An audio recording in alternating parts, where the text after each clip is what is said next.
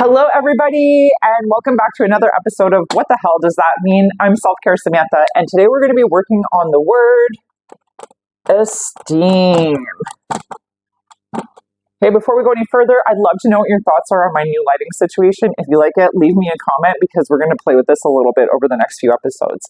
So, esteem, and of course, self-esteem, are the purpose here because this is a self-care page.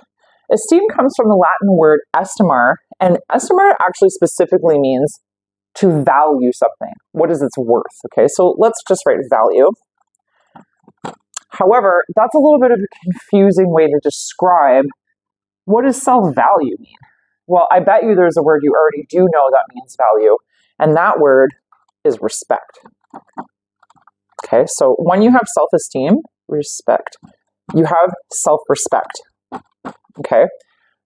When you respect yourself, you value yourself enough to take yourself out of situations that are not good for you and make the moves that bring you to the places that you want to be in life. But gaining respect for yourself, takes some work, and it does have a precursor, and that precursor, or step one, would be confidence. Okay. So confidence and esteem, they do work together.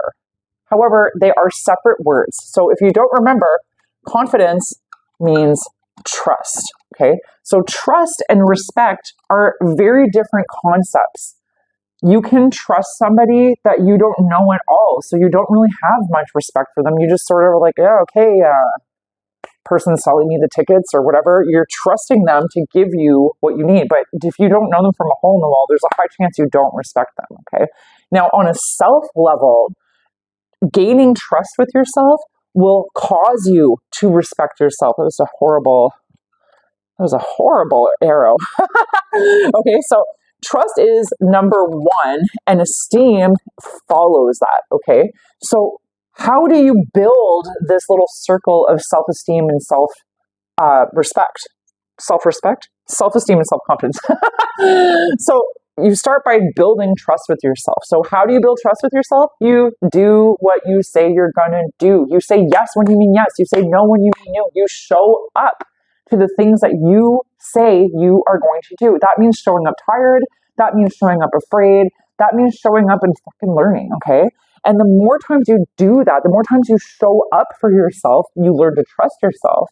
And the more that you trust yourself, you automatically will learn to respect yourself more. And in the long run, you will always know what to do because you value yourself, remember, because you have learned to trust yourself.